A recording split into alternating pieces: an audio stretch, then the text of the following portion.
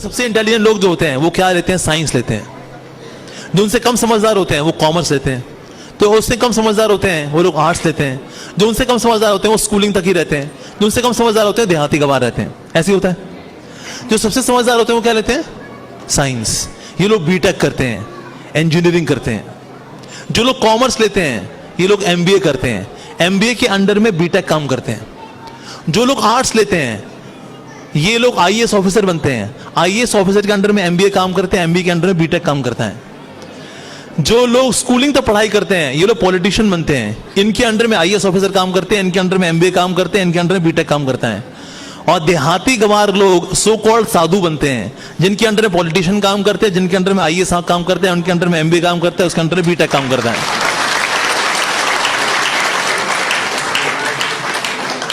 कर लिए, झंडे गाड़ लिए हैं, हो गया तुम्हारा।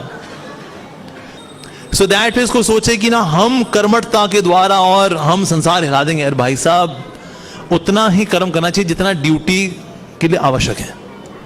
हमें एक्स्ट्रा मोह में पढ़ करके अपनी जिंदगी खराब नहीं करनी चाहिए, भक्ति खराब नहीं करनी चाहिए कि साधु संघ के लिए आ नहीं पा रहे, नाम जब हम कर नहीं पा रहे, भक्ति हम कर नहीं पा रहे, क्यों? क्योंकि हमें झंडे गाड़ने। अरे सर, जो झंडे हैं वो मिलने ही हैं, आपको मिलेंगे।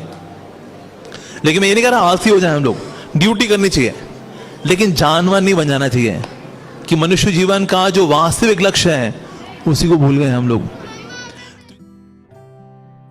जगन्नाथपुरी के मंदिर में नॉन हिंदू अलाउड नहीं है। या जब in the eyes of the God we are all equal. तो इसी को इस पर थोड़ा सा आप बता सकते हैं? ऐसा इसलिए है, पहली बात तो ये टेंपल मैनेजमेंट की बात है। उनका मैनेजमेंट ऐसा है, भाई उन्होंने डिसाइड किया नॉन हिंदूज नॉट अलाउड। मेरे को भी रोक लेते हैं वो, because I got white skin. उस वक्त अंग्रेज है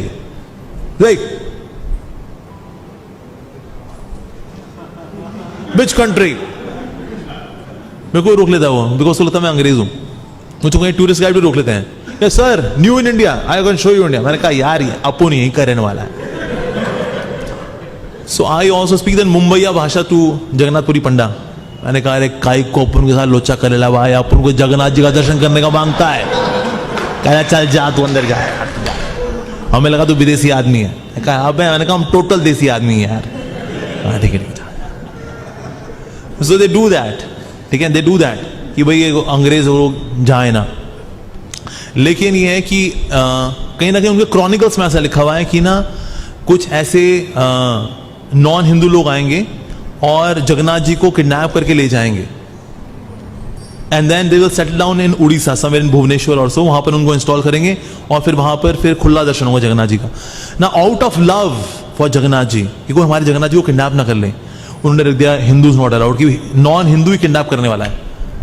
पर जगन्नाथ जी को जब वहां से जाना होगा ना, कोई हिंदू ही किडनैप करेगा उनको, तो कुछ पता नहीं। बट लेकिन यार but they do that out of love.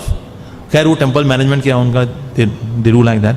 लेकिन फिर हमारे प्रभुपाद जी ने कहा he is not Purinath, he is Jagannath.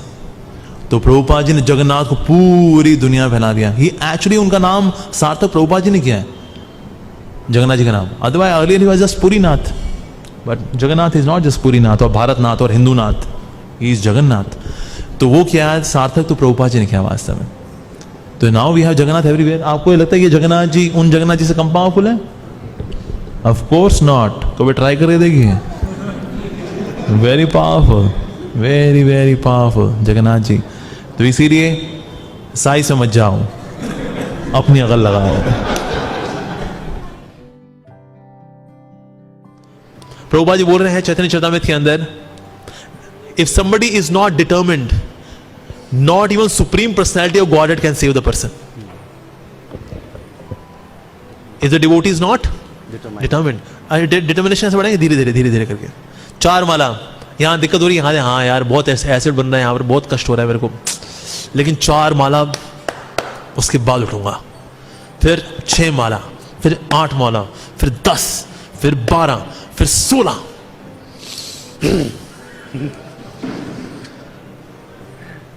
Chant बीच में ये टांग वगैरह खोल सकते हैं, ऐसे खोल लीजिए, फिर बांध लीजिए, हमने मालिश वालिश कर लिया आपने। पर बैठ के माला ही होती है, बैठ के ही होती है। चलते फिरते तो किसी किसी राव राव, किसी किसी राव राव, किस राव किसी किसी राव राव। सुना होगी मेरी माला, प्रभु जी मैंने इतने साल जपा किया, मेरे को कुछ हुआ नहीं। तेरे काके लेकिन तूने किया कैसे? दिखाओ इसका वीडियो, दिखाओ इसको। किसी किसी राव, किसी राव, राव राव, मैंने 16 माला की, कुछ हुआ ही नहीं। दिखाओ इसका वीडियो इसको, बांगड़ू को। तो इसलिए हमें जपा करना चाहिए। Japa is our life. Ayendra Puri used to say, when we should chant with all of our psycho-physical energies. हमारी सारी साइको एंड फिजिकल एनर्जी झोंक देनी चाहिए नाम के अंदर। बैठ के जपा करना चाहिए, बैठ के जपा करना चाहिए। मेडिटेशन मीन्स बैठे करना। Even Buddhist, they are not devotees, yet they sit and do meditation. हमने हरे कृष्ण का बहुत सस्ता ले लिया, हम चलते फिरते जपा करते हैं। In case you are feeling drowsy तो आप थोड़ा खड़े होकर थोड़ा चल सकते हैं, दैट्स अनदर थिंग। बट वैसे जो है हमें बैठ के जप करना है। यूजुअली हमारा रजोगुण हमें फोर्स करता है कि हम चल चल के जपा करें, इट इज रजोगुण। पर हमें बैठ के जपा करना चाहिए, बैठ करके जपा अच्छा होता है। संडे हो या मंडे, रोज खाओ अंडे और तुमको पड़ेंगे यमराज के डंडे ही डंडे। ये है पूरा स्लोगन। वो पूरा स्लोगन बोलते नहीं ऐड में ना, उसमें से यही बोला जाता है, संडे हो या मंडे, रोज खाओ अंडे।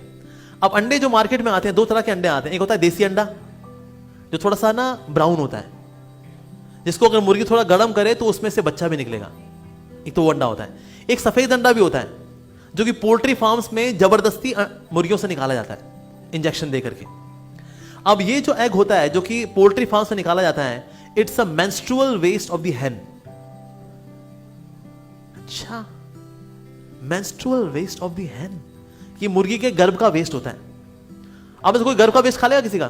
मान लो कोई अगर कोई अपनी थैली में लाके देखिए, मेरा गर्भ का वेस्ट है, खा लेना इसका, क्या ठीक गंदा, हम सिर्फ मुर्गी का खाते हैं।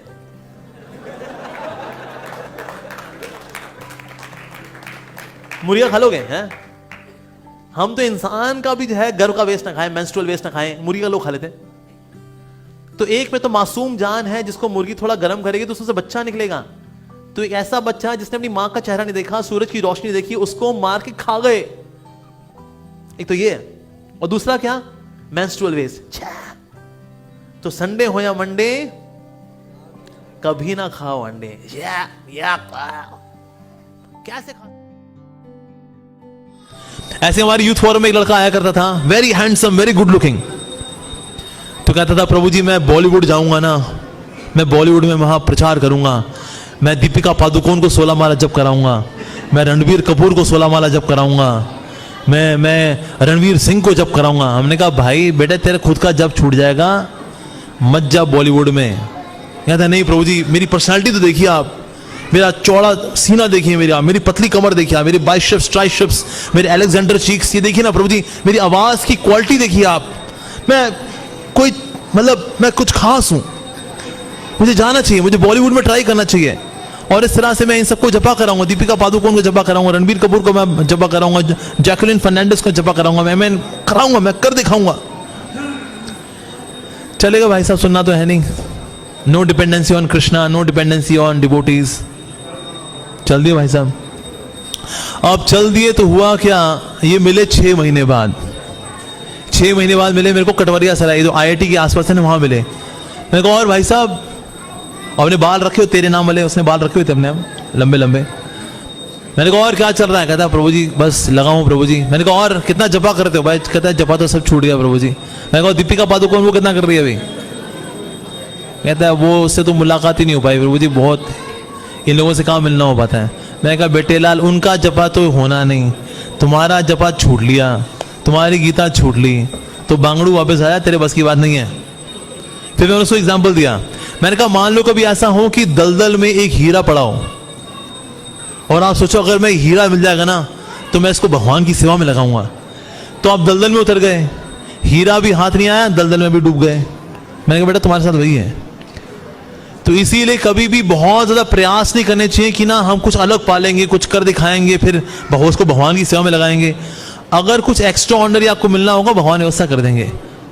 अगर नहीं मिलना होगा तो जो है उसमें संतुष्ट रहो, भगवान का नाम लो, भगवद गीता पढ़ो, भक्तों का संग करो। तो ये विश्वास होना ये बहुत अधिक आवश्यक है।